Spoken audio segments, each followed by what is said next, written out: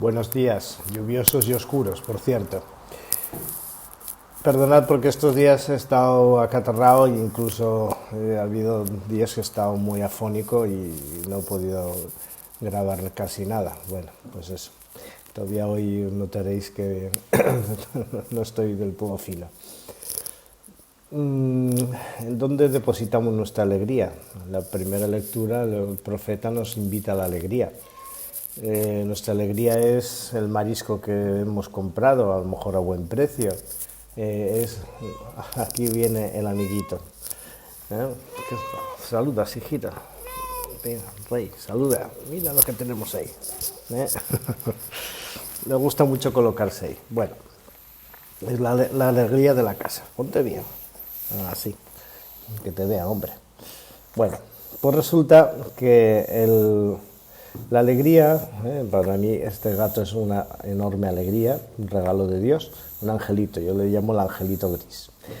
Pues resulta que si ponemos nuestra alegría, pues eso, en poner una buena mesa, en el arbolito, en gastar dinero, en unas fiestas de vacaciones en invierno, en a lo mejor ir a esquiar, yo qué sé, pues estaremos desenfocando el tema. Nuestra alegría ha de ser el hecho de que hay un acontecimiento que cambia para siempre la historia del mundo, y es justamente la presencia de Dios en nuestras vidas. Eso de que el Verbo se hizo carne y habita entre nosotros, eso es algo muy fuerte. Esa es nuestra alegría. Nuestra alegría es Jesucristo, es la salvación, es la presencia viva del Señor en nuestra historia y en medio de nosotros. Es reconocer que se nos trata como hijos de Dios, que se nos redimensiona como personas. Si nuestra alegría es la política, mal vamos. Si nuestra alegría es la economía, pues vamos peor. Si nuestra alegría la ponemos en las parafernalias, sea del tipo que sea, pues estaremos desenfocándolo todo también. Si nuestra alegría la ponemos ¿en qué? En los regalos, pues puede ser. A todos nos gusta que nos regalen cosas por Navidad. Bueno, pero eso es un desenfoque. Nuestra alegría es Jesucristo. Y fijaros si eso es importante, que voy a pasar a comentar el Evangelio de San Mateo, que alguna vez ya lo he hecho, ya os lo he comentado. Pero quiero decir que ciertamente estamos en un momento de iglesia muy difícil. La iglesia está como enferma, pero la enfermedad de la iglesia ahora mismo es la falta de fe, es la increencia. Y es que muchos bautizados viven como si Jesucristo fuera insignificante, como si Jesucristo no existiera, o como si Jesucristo pues fuera pues eso, un personaje interesante, pero nada más. Para muchos cristianos la vida cristiana, valga la redundancia, consiste en 3 cosas o 4 nada más, no en una vida transformada por el Espíritu Santo. Vas a misa, vas a un funeral, vas a una boda. Ayer mismo una persona me pidió una misa para su padre recién fallecido y yo le ofrecí una misa funeral y no sabía de qué le estaba hablando. Imaginaos cómo está el patio.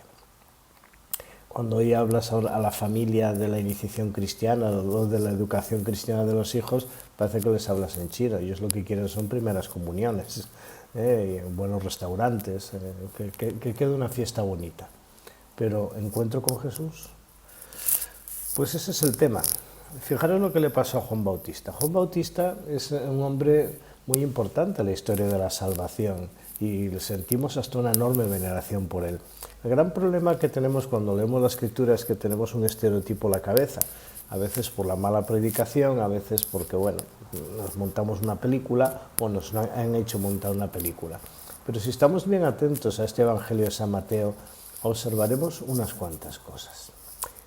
Juan Bautista señala a Jesús, él es el Mesías. Juan Bautista sabe quién es Jesús, sabe de dónde viene, sabe cuál es su misión, pero se siente defraudado. Y justamente es en la situación de cárcel, él está ya encarcelado, su vida ya corre peligro, pero él está muy inquieto porque quiere un resultado inmediato. Quiere que los romanos sean expulsados, que Herodes sea expulsado, que las cosas sean de otra manera. ¿Qué tiene en la mente Juan Bautista? No lo sabemos a ciencia cierta, pero sí tal vez un mesianismo demasiado mundano, por decirlo así. Es un poco lo que pasa hoy, Los grandes despistes que vivimos en la Iglesia es porque vivimos un cristianismo mundano, vivimos un despiste pastoral. Pensamos que lo que hay que hacer es adaptarse al mundo y a las corrientes ideológicas o políticas, y no es así, eso es falso.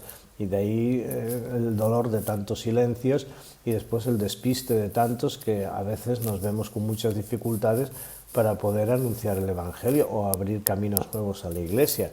Los estereotipos de siempre se ha hecho así y los estereotipos ideológicos pues también encorsetan la vida cristiana, encorsetan la vida de nuestra Iglesia y introducen la enfermedad de la apatía, que no es otra cosa que seguirnos a nosotros mismos en vez de seguir a Jesucristo. Bueno, yo tengo unas cuantas cosas claras y a la medida en que puedo las aplico en mi vida pastoral desde que soy sacerdote hasta ahora. A veces eso me ha costado algunos disgustos, pero creo que lo mejor es ser fiel a lo que el Señor le inspira a uno y actuar en conciencia dada la situación actual. Pero bueno, no quiero despistar el discurso. Juan Bautista le pasa un poco esto, ¿no? que al final pues quiere hacer un evangelio a su manera y quiere hacer un reino de Dios a su manera y quiere proponer la salvación a su manera y no reconoce a Jesús. Y a preguntar a Jesús, porque no le preguntas tú directamente. ¿Eres tú el que ha de venir o tenemos que esperar a otro? Es una pregunta muy dura, es un insulto. No te reconozco, no sé quién eres. Pero Juan, si acabas de salir del Jordán, tú me has señalado como el Mesías esperado, como el Cordero de Dios que quita el pecado del mundo. Sin embargo, Jesús, en vez de defenderse, y esto es una constante en los evangelios respecto a Jesús y es absolutamente admirable, él nunca se defiende a sí mismo, nunca habla de sí mismo, jamás, jamás, jamás, nunca. Jesús siempre lo refiere todo al reino de Dios, al proyecto de Dios. Y entonces contesta Juan con palabras de los mismos profetas y de decir a Juan: los cojos andan, los cielos ven, los muertos resucitan y a los pobres se les anuncia la salvación, se les anuncia el evangelio. Rasgos específicos del reino de Dios, del mesianismo que hay en el Antiguo Testamento y de la gran promesa de restauración de todas las cosas según el modelo original que es la comunión plena con Dios. Juan Bautista tuvo que sentirse un poquito avergonzado al recibir esta respuesta. Sin embargo, también el Evangelio de San Mateo nos brinda que Jesús abre la puerta. Hay un reproche a Juan Bautista, sí, y a todos los que como Juan Bautista piensan que saben lo que Dios tiene que hacer y que quieren encorsetar la acción salvífica de Dios en modelos, en estilos, en estructuras, en parafernalias, en poltronas, y no dejar al Espíritu Santo actuar abiertamente en la historia. Bueno, resulta que el mismo Jesús invita a Juan, nos invita a nosotros, a ti y a mí, en nuestras poltronas y en nuestros enquilosamientos. Dice: de entre los nacidos de mujer no hay nadie mayor que Juan Bautista, pero el más pequeño en el reino de los cielos es más grande que él. Es una llamada a Juan Bautista, y es una llamada a la soberbia, a aquel que piensa que sabe más que Dios o que sabe cómo hacer las cosas para que Jesucristo sea Salvador. Es una llamada a la conversión.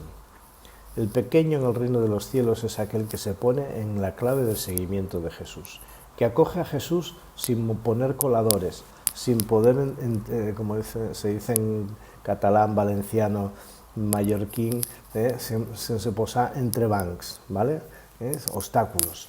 No hay que poner obstáculos, es la acción de Jesús, es el Espíritu Santo quien a través de Jesús conduce todo hacia el Padre, es una acción de Dios y por tanto el Adviento es la expectativa de esa acción de Dios. Y es aquí que esa acción de Dios no es un palacio, no es un trono, no es una forma de vestir lujosa, no es adaptar los lenguajes para que el mundo nos considere amigos suyos, no.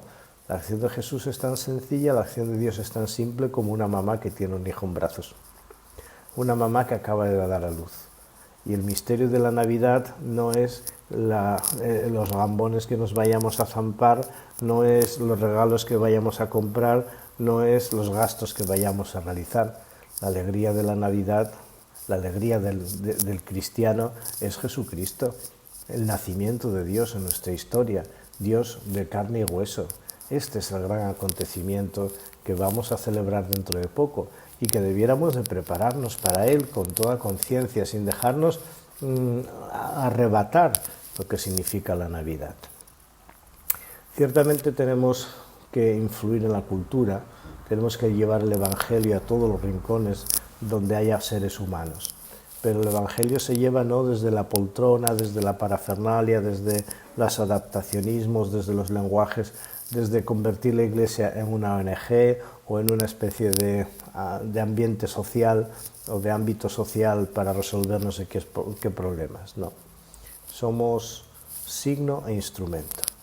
Ayer celebrábamos una fiesta, recordamos a Santa Eulalia de Mérida, una niña de 12 años que en medio de una terrible persecución, en la época de Diocleciano, si no me equivoco, estábamos en el siglo III, es capaz de enfrentarse a todo un poder, como el poder romano, para decir, estáis equivocados. Esta persecución es fruto de vuestras corrupciones. Querer eliminar el cristianismo y la vida cristiana de la faz de la tierra es porque, en definitiva, el Evangelio denuncia vuestra injusticia, denuncia vuestra equivocación, vuestro pecado. En eso tenía razón Juan Bautista. Sin embargo, Jesús no propone un evangelio frentista, no propone un evangelio de revancha, no propone un evangelio de poderes, no propone un evangelio de imponer ideológicamente nada a nadie. El reino de Dios se inicia con la presencia viva de Jesucristo. Y esto lo entendió Eulalia con 12 años. ¿Y por qué nosotros, que somos tan listos y después de tantos siglos de tanta teología y de tanta estructura, no lo entendemos? Pues esto es lo que tenemos que anunciar. Tenemos que anunciar a Jesucristo. Salir de nuestros miedos, de nuestras poltronas, de nuestros cansancios, de nuestras ideas preconcebidas, de nuestros tamices, sean ideológicos, sean espirituales, de nuestra comodidad, de nuestras situaciones de confort, para abrirnos al don del Espíritu Santo, al don de Dios. Y el don de Dios no es otro que Jesucristo. Y para encontrar a Jesucristo, lo mejor es ir a Belén, a la humildad, a la fragilidad, porque es en la humildad y en la fragilidad donde Dios se da a conocer, donde Dios se muestra tal y como es y donde nos invita a seguirle. Ven y sígueme, será la palabra de Jesús. Y la otra, el reino de Dios está cerca, conviértete y cree en el Evangelio.